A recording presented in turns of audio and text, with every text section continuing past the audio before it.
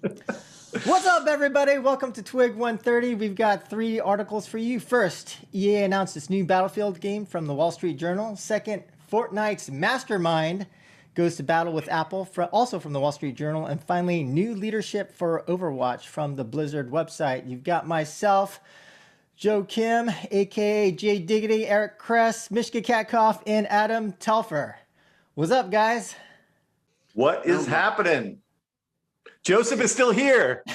Yeah, what happened? Hey! Oh, T-2. No. Second to last episode. Next week's yeah, gonna be we'll last. see. We'll see.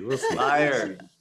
He's taking a break. There was so much good, positive, comments, Joe, you can't go. I knew it. So he's gonna the way I imagine this going is Joe's gonna be away for a while, and then he's gonna hear so many words on the street, and he doesn't have the thousands of you who are listening to this to tell about these little secrets, and he'll be posting it on the DFF Slack, and he'd be like, you know what? Let me just jump in on a podcast episode. Yeah, he's gonna get so bottled up, he's gonna explode. Yeah, right? You come back on the podcast. Got it. Yeah. So we're just waiting for that. Anyway, I think we'll see you back, Joseph. All right. What do we got to get going? Everyone has 9 o'clocks. We all are busy bees. Let's do this. Let's get to the update. So IDFA has deprecated, and basically what we will see right now is what will happen to those that were proactive and have done a lot of busy work ahead and got the extra time as Apple postponed this deprecation. What will happen to them compared to a lot of big players that we all know who have opted to just wait and see what happens. So this is going to be an interesting moment of truth of what has been the right strategy, and we will see this happening in real time. So let's move on to the next part. I think Eric Suford is going to join the podcast probably next episode, so he's going to talk a lot about what he's seeing on the streets when it comes to IDFA deprecation. Second update, Mighty Kingdom. So this is an Australian developer, is IPOing at a $46 million valuation. So according to Sensor Tower, I found one of their biggest games called Ava's Manor. So it's kind of solitaire plus that sort of a playrix-based progression. That game is their biggest one. It's making about 400K net a month. And it's actually not published by Mighty Kingdoms. It's published by Yukon Games. They have their own published games, and the account is showing declining installs and revenues, with self-published games making around 30K net a month. They also have Steam games, and of course, I don't know how well those are doing. But so my take of it is, of course, I love Australia. Fantastic country, hidden gem. You shouldn't talk too much about Australia, how awesome it is. I just don't, but when it comes to Mighty Kingdoms, I don't kind of understand how come a company so small is going public. And it's almost what makes me question is is there no VCs in Australia?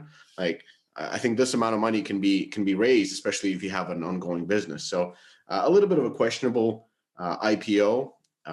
Again, I'm not sure where they're IPOing at. So, but they didn't raise 46 million, right? Yes, they raised 46 million. Yes, that's what they're IPOing at. I'm not sure at that valuation. Okay, that's the valuation. It was I just jumped in and right away and kind of started looking at what they are. What their current games are looking at, and it because it seemed like such a small valuation for a company that's going to IPO, and we've seen relatively bigger companies than this. Let's say Next Games from Finland. Joe knows them really well.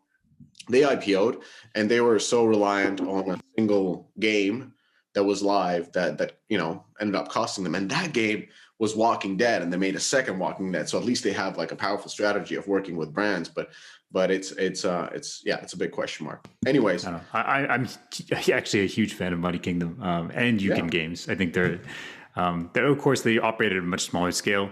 Also, Australia is not great for investment, unfortunately. Compared to anywhere else in the world, I don't know. Australia has they have 25 million people in Australia, dude. That's even less than Canada, dude.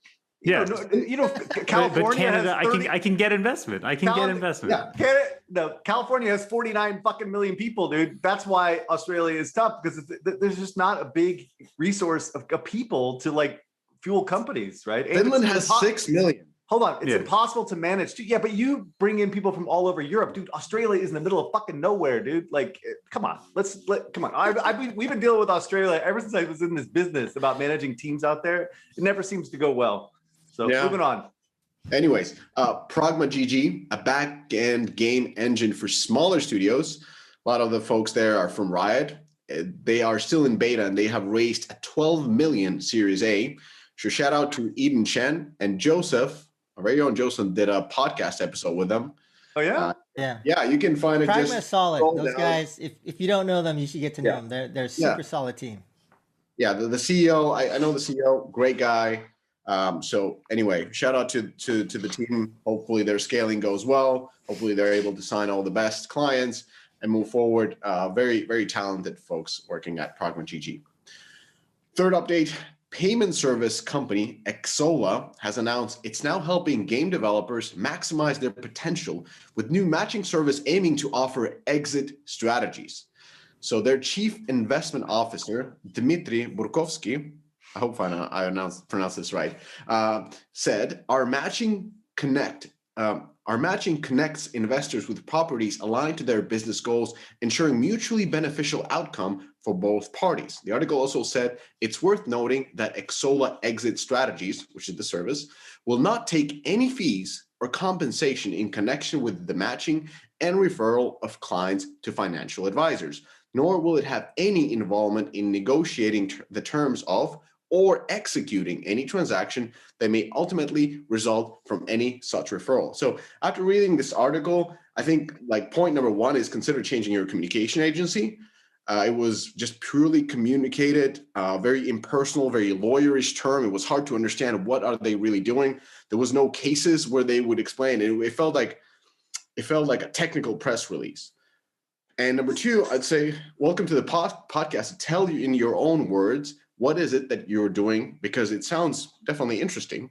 Oh, that is so strange because they reached out to me and we talked about this. These guys are totally legit, right? They're really got their finger on the pulse of all these smaller developers. So they are in a unique position to like represent small developers. But I didn't read the second bullet. Like, what the fuck are they doing? Like exactly. It's like if they're not, they do a good job of telling you what they're not doing. What are they doing, right? So let's bring them on. I really like all of those guys. They seem pretty smart and savvy and been doing this stuff for a long time. So they are a podcast sponsor, by the way. Yeah, they are. They are a friend of the podcast. It's gonna be rolling in the background. So we have to be especially critical of them. We have to be especially critical of them. Yeah. Anyway, we're hypercritical of their communication agency. And final one, another partner of the podcast, Appsflyer's app monetization strategies for iOS. They released a complete guide. So go to appsflyer.com and read what Appsflyer has to say about the monetization strategies in post IDFA era. Usually their case studies are pretty good. I like that they do the benchmarks. There's usually Kabam is one of the benchmarks, and you can actually read what the hell is happening in the context of games rather than this legal term of nonsense of what they are not doing. Anyway, off to the next one. So Adam, what do you got going? So for Diablo Immortal, I actually finally got a code. Eric, did you get a code? I did get a code. Yeah, right after you did. So yeah, have you played it yet? No, you haven't played it. I have. And I read your bullet and I'm like, dude, that's exactly what I've experienced. This feels like Diablo. And then I was like, well, I've done this before. I'm done. I'd rather play on the PC, but that's not a good indicator. It's a beautiful game. Yeah. So far, and the early level. It's Diablo 3 on your phone. It's great. Obviously, like they've done a lot of work here and like building up like NetEase level MMO. But then again, like I've been playing for less than 10 hours so far, and I still have to get into the deeper loot progression because I don't. The fact that there's no like monetization within the first 10 hours is a little scary. But yeah, well, like they do have the battle pass and they do have the rifts, but there's nothing in there in the first 10 hours. Yeah, exactly. I mean, like the core loop, there is no core loop. I think and so like it was so funny because like I think 2 or 3 people from Blizzard reached out to me like on Discord or whatever, and they're like, "Gotcha! We have a PvP end game. Look at that. There's our monetization cook." Bitch. I'm like, Yeah, but like, okay, that's good. I actually give them credit for that. But like, if you have no core loop that's reinforced by elder loops, like it's like impossible to like build up that like early monetization and keep people engaged. Anyway, whatever. We will see. And well, I'm doing my rant later, and we'll probably discuss a little bit of this as well. So the game is beautiful. I love when Eric talks, systems design. When the elder loops have to loop into the core loops and all this kind of stuff. Dude, I was going to give you a compliment later, and now after that, fuck you. You're done. It's over. Okay, thanks. Next news, Apex Legends is announcing their new permanent game mode called Legacy. So it looks like a CSGO or Valorant style game mode, where each round you're rewarded based on performance, and you can use those funds to basically upgrade your loadout for that next round. Personally, I actually really like this play. Apex Battle Royale has been slowly growing actually in the shadow of Fortnite and Valorant and Warzone. But they needed some sort of big live content that excited players to bring them back. And I think bringing a brand new game mode is definitely a good play. And the comp here is actually looking at stuff like Crossfire. I know an Asian comp, a bit odd, but still, it's a great example of a game that actually competed by trying to be a collection of modes for many different player types, rather than being, say, the best battle royale or the best team deathmatch style game. So, this could be an open door to say, this is a slightly different strategy to kind of take on the big fish in the pond. Definitely gives a new reason for streamers to come back, talk brand new strategy about the game. Also gives them more design space for characters, because characters are notoriously not a very scalable design space. So if you look at Warframe, League of Legends, Rainbow Six Siege, they all show signs that they really can't design that many characters that are all equally as compelling, and they all end up splitting up their cosmetics. So I think like ending up bifurcating all these modes late in live actually creates situations where a character could be great for one mode, but maybe not for others, which of course from the CCRPG playbook is actually really, really good for creating compelling, scalable content. The only worry here is that it increases live development costs. You have two pools of players needing maps and content, but overall, these modes, of course, share events, share cosmetics. So assuming that EA is scaling up the live team for this game, which they should because it's growing, this looks to be a brighter future for Apex on PC console. By the way, when did this mode release for Apex? I think it's coming out. I think it's beginning of May. Because I swear, like everything is falling off a cliff right now in terms of engagement. Like we're getting over that comp on COVID right now, and basically like GTA is dying, NBA 2K. Call of Duty is still really elevated, but it's starting to fall as well. So where are you seeing this data? You're seeing it from like Steam charts, or you're seeing Steam it from and Xbox and M-Science, some other stuff. But anyway, the point is that Apex is crushing it. I mean, they are absolutely their last season was one of the biggest seasons ever, and I'm trying to understand exactly what's going on. Maybe we talked about it a lot podcast last time. Is like Shroud is getting more involved with the game and other so I'm trying to figure this out, but this mode actually could continue to elevate them as they bring in a different way of spending and different different. I don't know if they're going to introduce new ways of spending. I haven't seen that from the video. It's just engagement. Yeah. Okay, cool. All right, few updates from me. Note for the audience, in case you aren't aware, 3 mobile games to watch out for coming soon. First, just talked about Apex Legends. So Apex Legends Mobile is headed for soft launch in India and the Philippines. It may actually already be out. It was announced as coming sometime in late April. Also, shout out to the team, at least on the US side, working on that game. We know a couple of folks on the US side, good guys. So good luck, guys, and good job on that. Hopefully it'll be really good. Next game is RuneScape, a mobile redesign from the PC version, including revamp for IAP. The game has apparently been in soft launch for a while, has gained about 2.1 million installs so far, but the game is expected to launch later this summer. And finally, Garena.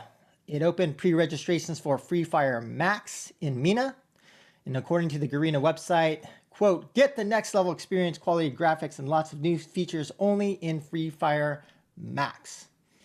Second update from me is, since this is T-2 episodes for me, I got to pimp all my shit. So LILA Games, the mobile game studio that I'm part of, is hiring. We're building a free-to-play shooter with a very ambitious and aggressive design based in Bangalore, India.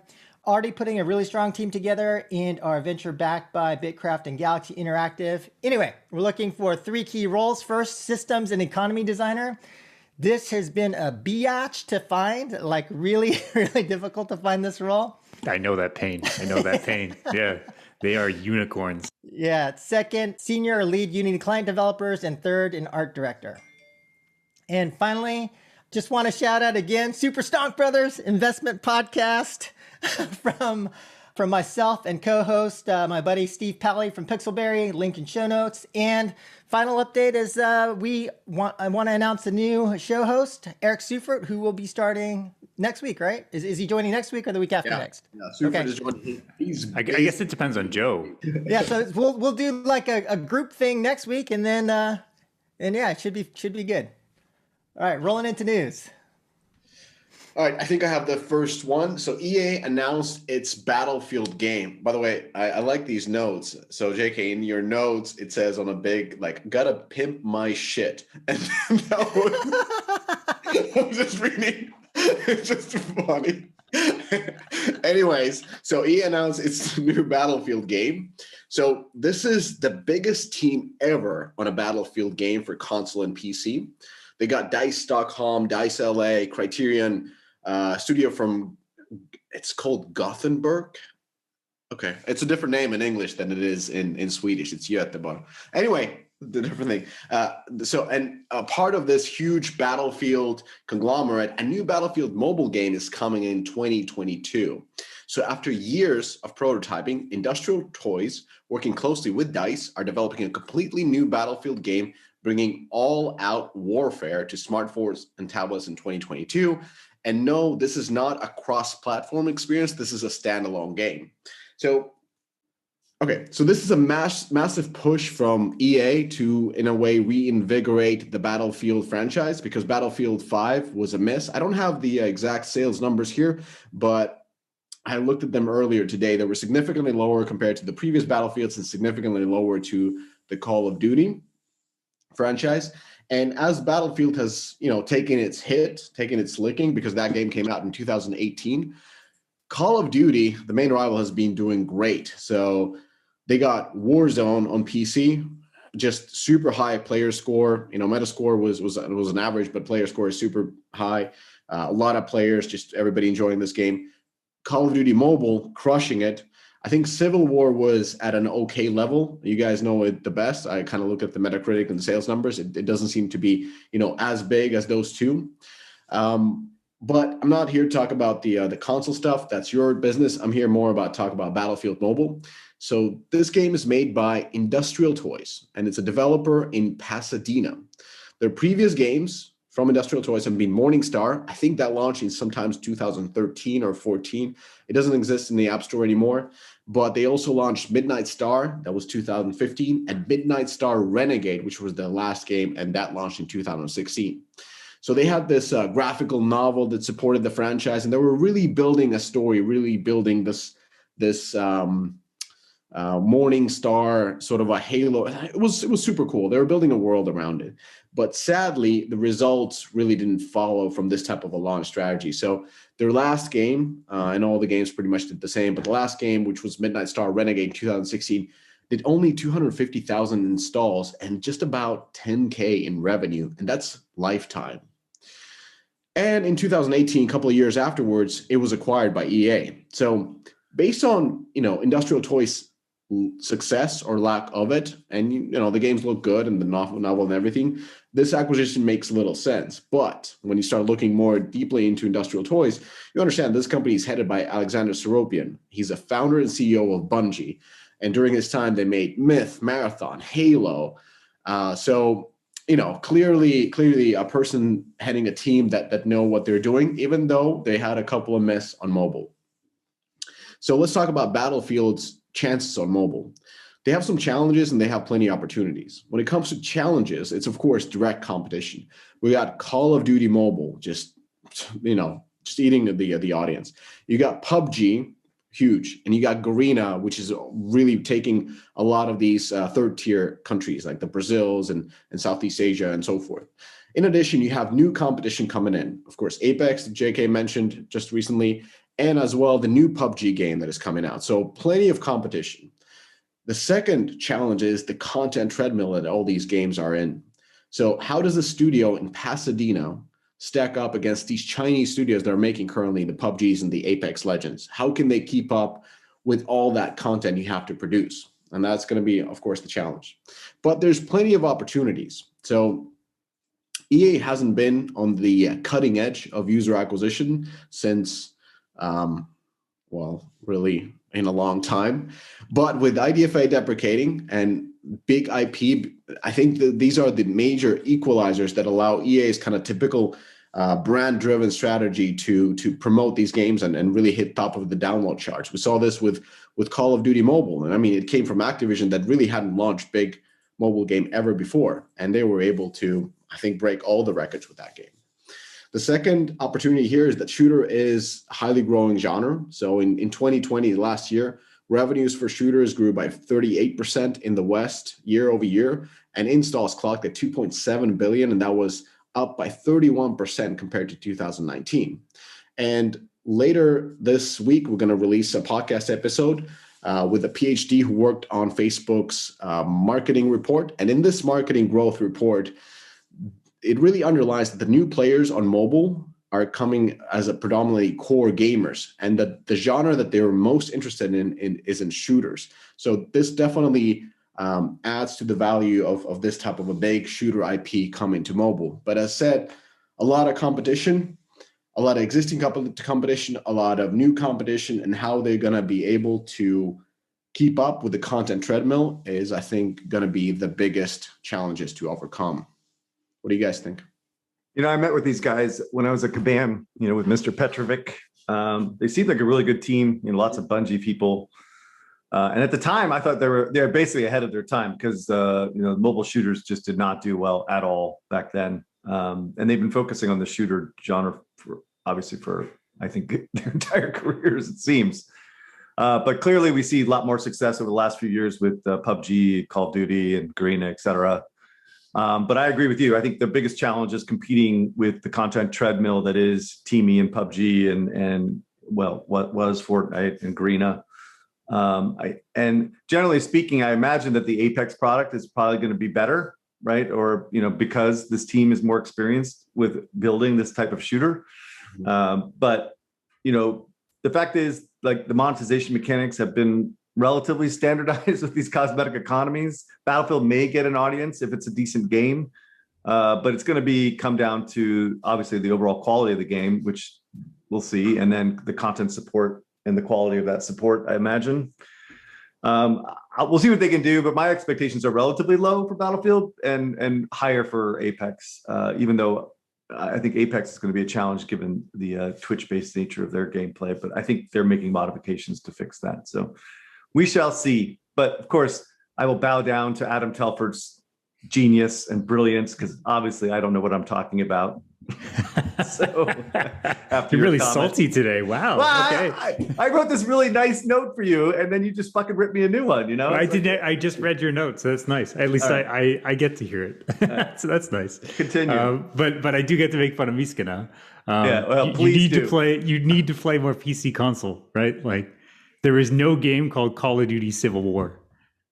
There is Call of Duty never went to the Civil War. It's Cold War. That would be the worst shooter ever. But boom. That is actually the game they should make. That America. That was not the right. Wait, that was not the right email. Wait, it's like, what is it? Like boom, and then you're like. Yeah, you got to use the right stick to bring it in. Push down the right stick. What am I doing? All right, moving on. That was the mobile controls for that. I keep ripping on Mishka, dude. Come on. Okay, but yes, no, I completely agree with you, Eric. You said it exactly how I would. Right? EA internal competing with Timmy, Lightspeed, Garena makes no sense. We've said this so many times in this podcast. The shooter market is not one that you can just waltz into and assume that you can compete with these guys on live content.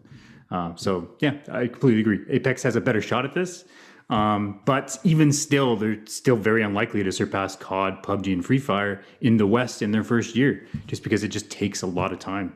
You remember the initial predictions that we all put together for COD right at launch and just how long it took for them to get their RPI in shape, right? I knew that they're going to get there. So Yeah, you said $1 billion lifetime. Your mouth, Mishka. You didn't know jack shit.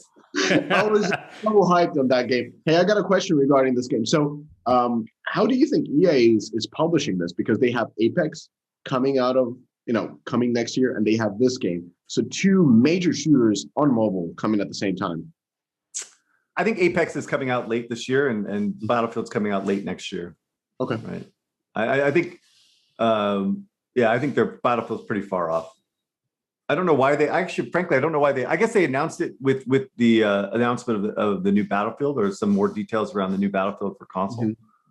Mm-hmm.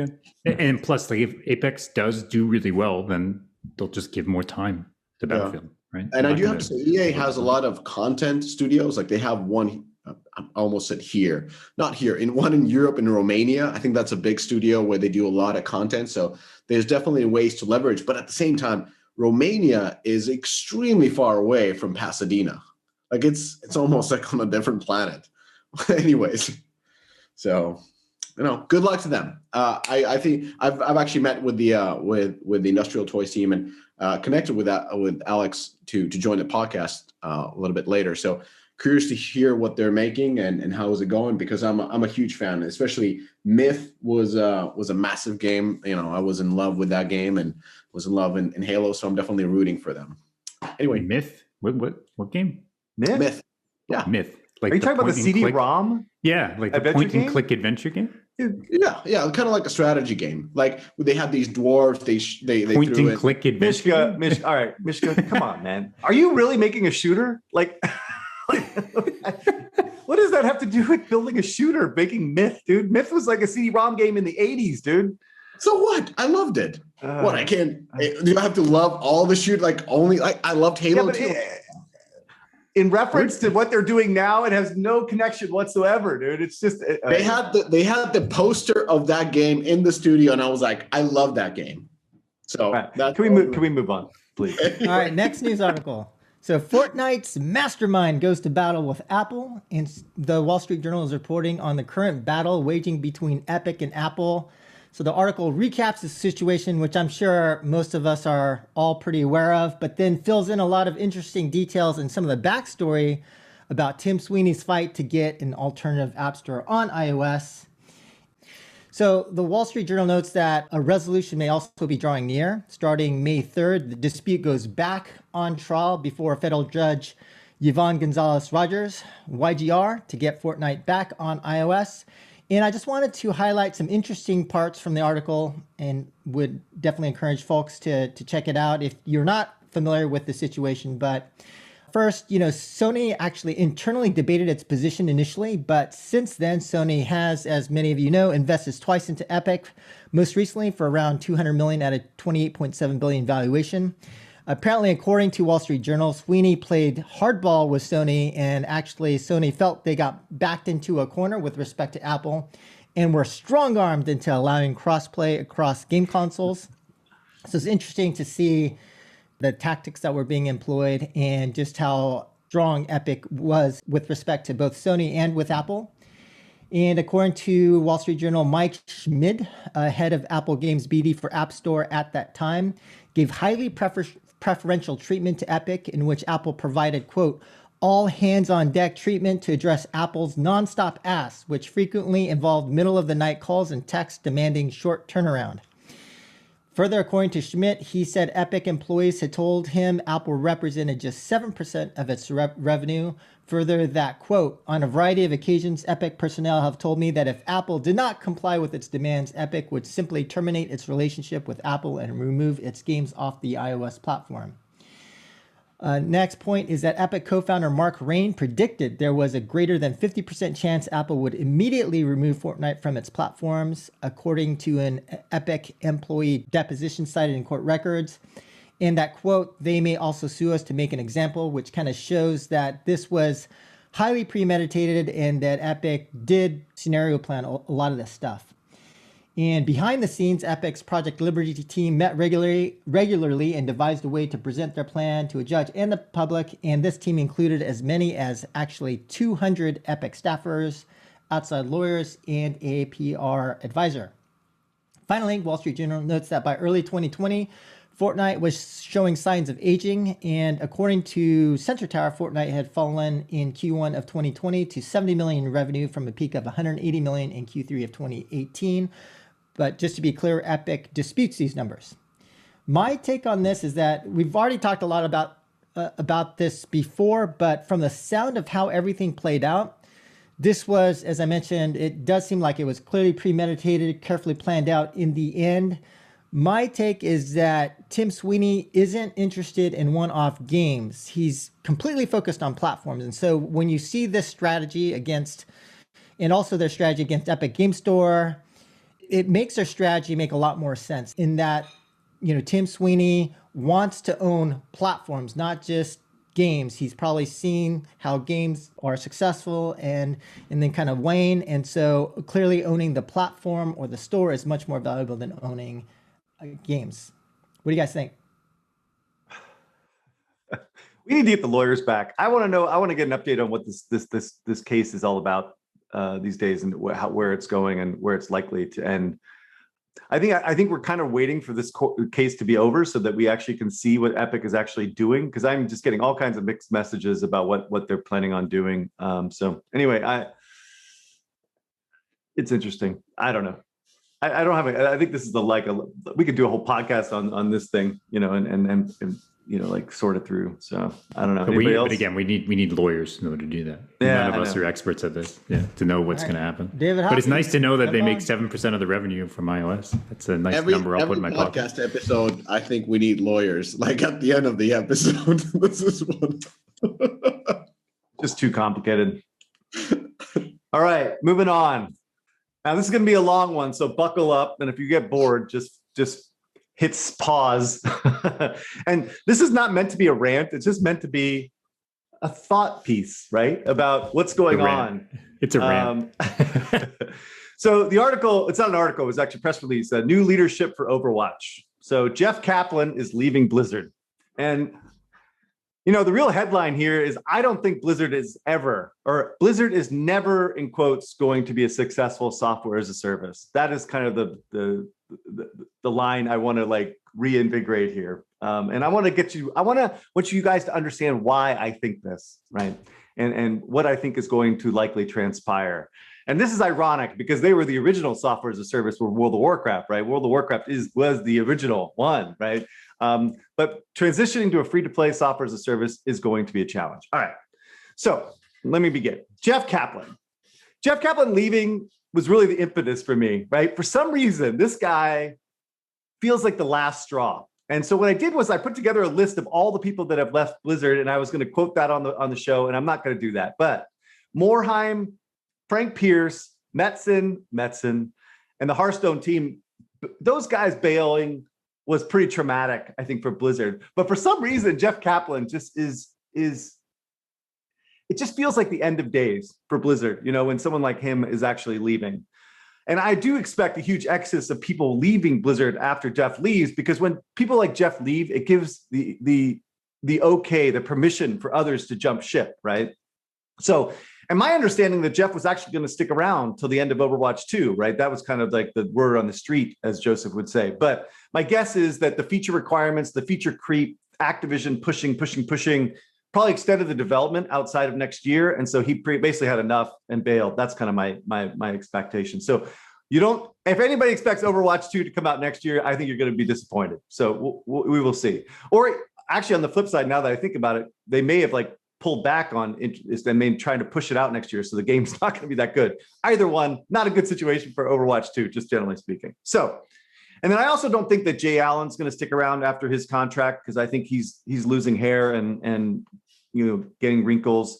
And people like Tom Chilton and Luis Barraga, Luis Barraga's running Diablo, and I don't know what Chilton's doing, but I don't think these guys stick around that much longer anyway. But let me back up a bit. I just want to go through my thought process here, because I think I've been very inconsistent on these points. And I just want to be clear on why I think this, okay? I'm very lucky at what I do, right? Because I get to talk to really smart people. Fuck, I talk to Adam Telfer every goddamn week, and he eats, shits, and sleeps freaking free-to-play monetization. Fucking awesome, right? Chris Petrovic, boil the ocean for fucking a decade and understanding all these game companies. Kimberly Pointer, who like basically was one of the pioneers of performance marketing at Kabam. And then Mishka. Well, I actually don't know what Mishka is really an expert in, but Mishka, right? I talked to Mishka, right? But I get to talk to all these experts in gaming and get a deep understanding of what the fuck is going on in this industry. But on the flip side, I talk to investors. And so this is why it's like the Jekyll and Hyde thing, right? And more specifically, hedge fund and portfolio managers that cover this industry, but they also cover like 100 other companies, right? So one step they could be talking about free-to-play monetization for GTA, and the next they're talking about like chip yields for fucking semiconductor companies, right? So they provide, they have insane amounts of information that are coming at them constantly across all segments of technology, right? And they have very proprietary data. And that's why I never advise anybody to trade in stocks, because these guys have such big advantage to everyone else. But anyway, that's a whole other podcast and a whole other discussion. So the point is, these guys are super smart. I mean, really smart, right? They have a very high understanding of things at the high level.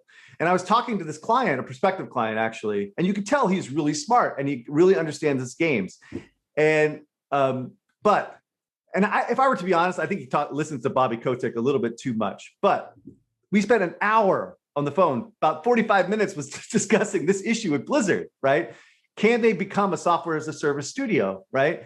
And can they build the successful mobile games and the free-to-play mechanics to their existing franchises? Like that was kind of the whole point of this is I get two sides of the same coin constantly, right? And my job fundamentally is to translate one into the other, right? And that's what I did. But I think on this point, I'm a little bit wishy-washy. I was a little bit back and forth because and so that's why I was trying to crystallize my idea about why I think Blizzard will never be a successful free-to-play company. So anyway, okay. All right. So on the podcast, I know that I've been talking on both sides of my mouth about this issue, right? On the one hand, I criticize companies like Sony who have no capability of building software as a service. On the other hand, I lambast Activision and EA for trying to change BioWare and Blizzard into that fold, right? I criticize Supercell and King for how they manage their growth despite being the best companies in the business. And so I thought I would just kind of break down Blizzard and explain why they will never become a free-to-play company. And I use never in quotes because I think ultimately they will, but it's going to take a huge time. And I think when you say never, it's a great clickbait. So there's four big themes: culture, team structure, IP, and monetization design. These are the four things that I was thinking about when it comes to this. Let's get the easy ones out of the way. IP. Blizzard definitely has the IP fit. I mean, there's a dozen turn-based RPG makers out there that could build $1 billion franchise with their IP, right? No doubt, right?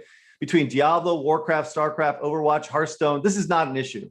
Compare this to Nintendo, which really does not have any IPs that fit a certain live service model, or something like BioWare, where their content is not well suited at all, like Dragon Age and Mass Effect. Well, Mass Effect maybe a little bit, but they're all focuses on narrative and exploration. So this is not an issue for Blizzard, right? This doesn't mean it's easy. This just means that Blizzard definitely has good fit for IP. Monetization diet. I think the models are out there. Like we talked about the season pass model. We talk about this, monetizing cosmetic economies with the huge install base. Like I think it's out there, right? I think, there could be a big sticking point for some old school Blizzard people about monetization design, but like loot boxes and energy systems may be off the table to some degree, which limits their upside and their potential. But I think they can figure it out, right? They're not going to institute play to win mechanics most likely, which limits things, but they can build games that make money given the current monetization design. But I think when things start to fall apart, it's team structure, and this is where I've never worked at Blizzard, but this is from what I hear. They have like 5 or 6 teams that focus on certain IPs, like World of Warcraft, Diablo, Hearthstone, mobile project teams, and Overwatch, right? Vicarious Visions, I think, took over the StarCraft team, is what I understand. But anyway, this structure makes sense for premium content, but I think it doesn't make any sense for free to play, right? What I think they should have done is build completely new teams that focus on mobile or focus on free to play, and let the people that build the old style games still build the old style games, right? The challenge is they have these lifetime premium content makers that are trying to build free to play content, right? And that's impossible. Like they don't have the same mindset. and even if the execs are on board, the staff is not into the idea of building free-to-play models and don't understand how free-to-play works. So they're not really comfortable with the business model. So alignment with the teams is creating all kinds of division, frustrations, and ultimately what we're seeing right now is delays. And I think that's a huge problem right now, right? World of Warcraft team is cranking it out because they're doing what they've always done. Overwatch, Diablo are spinning. They shuttered the StarCraft team. The Hearthstone team just all left and now is in complete disarray, right? It seems like some of the mobile teams may have some autonomy, but these lead designers that come from traditional development move to mobile, which just seems like a complete mismatch from the get-go, right? And in some cases, the design ideas weren't taken up, and so some of them left rather than sticking around and moving back to older projects. So I think this is where things start to fall apart, is the team structure. But culture is the biggest thing, and this is what I have talked about before, is that the culture bred around premium product just does not work for free to play. How many times did Warheim say they would never do microtransactions? You know, similar to Nintendo, their whole mantra of the company has been last 25 years has been creative integrity, quality first, and consumer first. Games are not done until they're done. You know, these kind of notions. This is almost the opposite of the spectrum of what free to play is, right? So even if you convert the leadership and they're converted on what needs to be done, how can you cascade this to the broader organization, which caved to Blizzard because of this mantra and this culture? So in short, you can't. It's an impossible situation. And this is kind of the title of this whole idea, is that Blizzard is never going to be a successful software as a service company, because you cannot force this down their throats the way Activision is doing, and you're losing all the talent that made Blizzard what it is. And this creates a situation we are in now, right? All the games are delayed or continue to be in development hell. You have creative teams trying to put together a third-person Diablo game, which goes against the heart of the IP. You know, like, you don't do that, right? Overwatch, which was a very successful game driven into the dirt by becoming an esport. Like, bringing esport in the mix never made sense because it was the worst esport game ever, right? It doesn't make sense as an esport. It never did, right? But this was what was forced from Activision. You have teams spinning on mobile with no end in sight. The Diablo Immortal team, Diablo Immortal itself is being reinvented in the image of the old Blizzard games rather than maintaining the design that NetEase does best. You know, like, why would you even do that, right? So I think we are seeing in real time what I've been talking about for the last 4 years, is that the dismantling of one of the most creative game teams in the industry, right? I don't think Blizzard is ever going to be successful as software as a service, because by the time they figure it out, it won't be Blizzard anymore, right? And that's the kind of the whole point. They will get there, but it won't be Blizzard. It'll be something else. And that's what's so sad. And that's why I think Jeff Kaplan in general kind of is like the exclamation point of where Blizzard is headed and what Blizzard has become. And it's very, very sad for me. And I think it's sad for a lot of other people. And I'm actually surprised that this has not gotten more attention from press. Like, it seems maybe they're just so fatigued by all the discussion here, or all these people leaving, that no one's even covering this anymore. So anyway, that's my long-winded description of what I think the situation is and why I don't think Blizzard is going to be Blizzard anymore. And I'm very sad. But if you were Kotick, right, what would you be doing with the assets you have at Blizzard? Would you be doing the same thing, doing this slow transition, or would you do what EA did with BioWare, which is basically acknowledging that that's the way that they're always going to be and just push those IPs towards premium only? I think I would do a few different things. I would restructure Blizzard into the three or four teams that focus on what they do best, like building World of Warcraft, building new IP, and then building Diablo, maybe, right? But building it the way they want to build it, like maintaining that culture and those creative visionaries and keeping them whole. But to leverage those IPs into a free-to-play service, you build completely separate teams. You do acquisitions, right? You acquire a team that knows how to do, RPGs, right? And build a Diablo as a service, or build Warcraft as a service. Like, you just basically take it out of that and put it in teams that are built to build that and completely build it, because that eliminates the culture issue, right? But I guess the difference that they have right now, right? Just to keep prodding you on this. So you have the internal teams, and you say you're going to keep doing what you've always been doing very, very well. So you continue to build out Diablo, you continue to build out StarCraft, all those amazing IPs, but they're very much a premium game, right? Obviously, that goes the same way that BioWare is now. Now you say, I'm going to take all your IPs and I'm going to hand it over to teams and give them complete creative control to be able to build the free-to-play service. Right. Likely that's what Kotick tried with Immortals, right? Like I'm speculating here, but the fact that NetEase was there and then eventually got to a point where now Blizzard is almost driving that project, which again, I think has been covered in articles to make sure my data source is there, right? Maybe Activision tried that and that could have caused talent attrition anyways, right? Like you think of Kaplan or any of these, or of Morheim, if they heard that Activision was just grabbing their IP and sending it off to, mobile free-to-play teams without any overlook from them, they would probably not take that well. Does that make sense? No, but I think that's a much easier way of managing this than trying to force it down the throat of people that don't want to be creative, right? And so, that was the strategy I would have done, is like give it to NetEase. Like this is exactly the strategy I would have done, but instead now they're trying to over manage it, is what I'm guessing. And I talked, whatever. I think they should do what they did with Diablo. Like that's smart, right? Oh, give it to NetEase. They know exactly what they're doing with this type of game. If they're going to if this is going to work, they're going to make it work. Now, there's all kinds of other issues here. I don't want to go too deep into the design thing. We've talked about this in the podcast before, but that's the strategy I would have done. Like take the same way they did with Call of Duty and Teamy, right? Right? Like you think the Call of Duty team at Treyarch or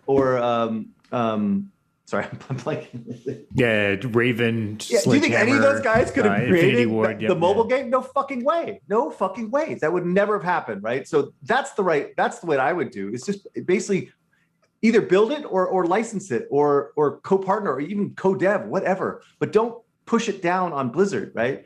And so like I guess I don't want to, again, I've already talked enough about this, but like I'm on both sides here, right? I know what Bobby's doing is smartest for the shareholders, but there's got to be a more eloquent way and a more Blizzard friendly way or talent friendly way to do it. And it's just horrific, right? Horrific. It's an insanely difficult situation for both Activision and Blizzard, right? Like this is obviously where they need to take those IPs. Yes. But they know any way of doing that is just going to cause such talent attrition because that's how the company was formed. Right.